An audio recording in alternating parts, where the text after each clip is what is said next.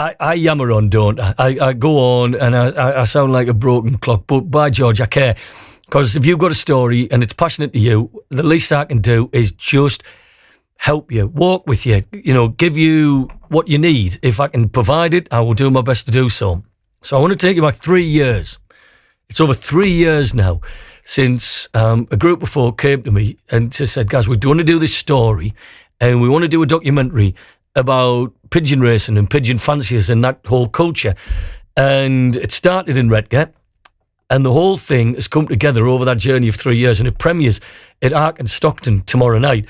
Now, I've been speaking to Daniel John Williams, who's from Nova Munda Studios, about that journey. This is just magnificent. It started out as what was going to be really just a short film about racing pigeons. But when we say short film, I'm talking like 5-10 minutes maximum, just something we were going to put out during lockdown. It was something to do to get us out of the house. 3 years later, Gary, we're here with a feature-length documentary, not just about pigeons, but about love, about passion, about what home means to people. It's a regional film. It's about working class men. It's about mental health. It's about community. It's become something way bigger than I could have ever anticipated. So we're nearly there. We're nearly ready to liberate the film. What I love about this, it's opened up so many rabbit warrens for you and the team that have worked on this. You have gone down so many pathways, and you've learned so much, haven't you? Oh gosh, absolutely. What started out, I mean, there's like a running joke at the moment where when we first started out, one of the lines in the film even is, I know nothing about pigeons, and the truth is, I know about pigeons now because I've spent 3 years with these lads, going down the lofts every couple of days, meeting up with them and learning the tricks of the trade and the traditions and the values of it and the history of it. But I still feel like I have only just scratched the surface. These guys live and breathe it. It's like they speak in code, and I've only just learned it, the alphabet with what is on offer down at the lofts. It's an incredible sport, and we just hope that this film might bring a little bit of attention to it to try and get it out of what is currently a fading sport, sadly.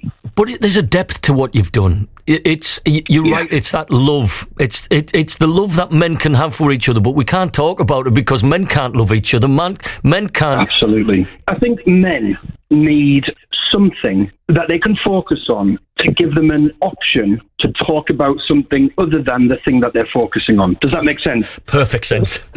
We go to the pub, we have a pint. We never say, should we go to the pub and have a chat? But when we go to the pub and have a pint, we end up inevitably having a chat. And I think that the pigeon world is exactly that. It's this thing of they go down because the pigeons are the thing that binds them all together. But ultimately, yes, they talk about pigeons, but they talk about their health. They talk about their relationships. They talk about their financial struggles. They talk about everything other than pigeons at times. There's been times we've turned up, Gary, with our little crew, Ian Payne with his camera and Mark Deloney, the executive producer, and myself. We turn up, we spend a couple of hours just sat drinking coffee. We don't film a single thing.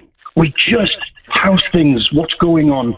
Where are you in your life? How's your partner? We call them our friends, and I only hope that the lads see us in the same light, because we have genuinely made friends from a completely different demographic, from a completely different group of people. It's incredible, Gary. It's been such a journey. The change in the morph in the name, because I think originally it was going to be Pigeon Men, but it's now called Home because it has that bigger meaning, and there's not a better metaphor for home than a home in pigeon. Yeah, that's right. So basically, the film, like you say, it was called Pigeon Men for a little while. We sort of smashed our heads together and said, right, come on, it isn't a film about pigeons, is it? Let's be honest. And then suddenly, as it started to morph, it became a little bit about my journey as an out-of-work actor and first-time producer-director, and what home meant to me. But then we sort of weaved that narrative in with what home means to the pigeon lads and to other people that we meet. And why do pigeons come home? But then also, why do people come home? What is it that gets you out of bed on the morning? What is it that gets these pigeon lads? And all of a sudden, it felt like the connections were everywhere. So, like, I've lived and breathed this for the last 3 years, and I'm just so keen to get it out, let the lads see it and their families and their friends. but ultimately to see whether it resonates with other people that aren't interested in filmmaking and also aren't interested in pigeons. Is it going to bring people closer together? That's the big question. Well, my big question to you is, because I know the three of you, and I've sort of dipped in and out over the last 3 years with the journey that you've done. Yeah. It's going to leave a massive void in your lives. Have you thought about how that's going to feel when it airs tomorrow night? Yeah, I feel that there's been a lot of talk about what's next. And the truth is that this is going to take another year or so before we know really where it's going to find its home. Sorry to use the pun, but it's true. Once the film liberates, it's kind of then we have to keep our eye on that, and we have to track it and to see where it might lead. This film is a regional film, and we should be celebrating Teesside and the Northeast in all of its glory. But actually, people around the world are also getting quite interested in this, and they're getting quite excited about not just the film, but actually the stories that are woven throughout the film, because it does connect with people from all over the world. So the next thing will be to sort of babysit the film in its next chapter, and making sure that it gets into the right audiences and into the right hands for more people to see it. But yeah, there will be a void. So we are looking at the next thing, either the next documentary or the next film that Northern Monday Studios can focus on. Brilliant. I think it's brilliant. I think you're right. The post-production is very important, because this is your baby, and you need it in the right place, so that, because I don't care what language you speak. What I've got the sense out of what you've done, it speaks to us all at a more visceral level rather than just language. The feels in it is nobody's business, and this will translate around the world. Are you prepared for that? I am actually. I'm nervous. I'm very nervous. And, we think it's a beautiful film. We're really proud of it. But ultimately, it's about getting the validation. And I hate to say it, but it is true. It's about, are people going to resonate? But the thing is, if you just take a moment to ask yourself, what is home to me? The film sort of touches upon it, but with the backdrop of pigeons. So I can appreciate why some people are like, it's a film about pigeons, I'm not really interested. It's like, that's just the backdrop. Really listen to the stories and see whether it connects with you as well. The Chris Rea song, Driving Home for Christmas. Where's he driving from, and what does home mean to him? Teesside lad. And all of these stories of majority, 90%, have all come from Teesside in the Northeast.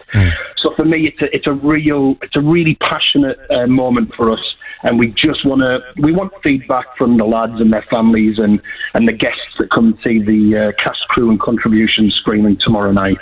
So tell me about that. It's at Ark in Stockton, isn't it? Who can come? Who's going to be there? And give me the whole details about it, if you don't mind. Yeah, so basically tomorrow night there's a cast and crew and contribution screening. So anybody that contributed to the film, no matter how big or small, have all had an official invitation to come along and celebrate the film with us, and to give us some feedback, take some photos, and do some social medias for us. It's not actually open to the public as of yet, but those plans are starting to take shape for 2024. But it is over at Ark in Stockton tomorrow night. We're hoping the mayor's going to be there, some social media influencers. We've got some producers, we've got the stakeholders that came in and gave us some funding to help us get it over the line. We've got directors there, actors there, and most importantly, the guys that contributed 3 years of their life to helping us get this film made. So it's a real celebration tomorrow night.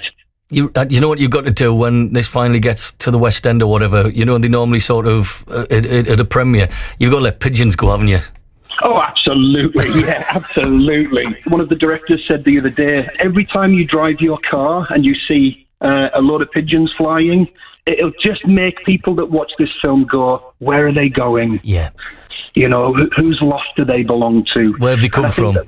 And what's bringing them back home? What is it that brings them home?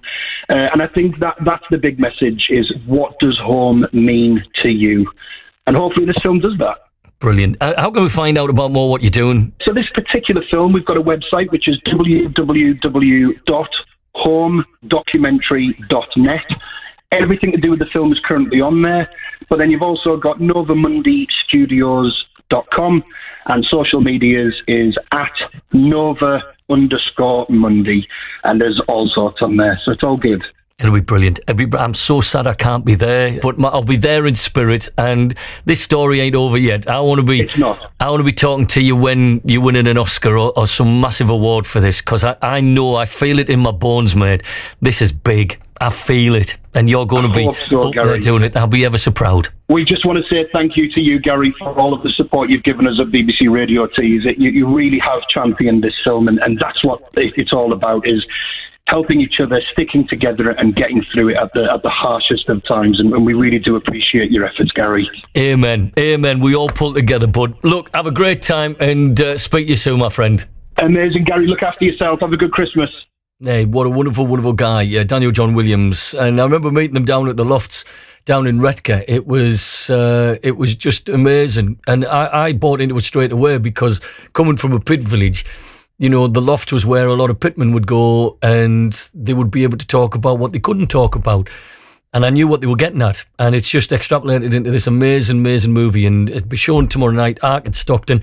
And I tell you, it's going to be a big old thing. Check them out, Nova Mundy Studios, Daniel John Williams, Pigeon Men, or Home as it's called now.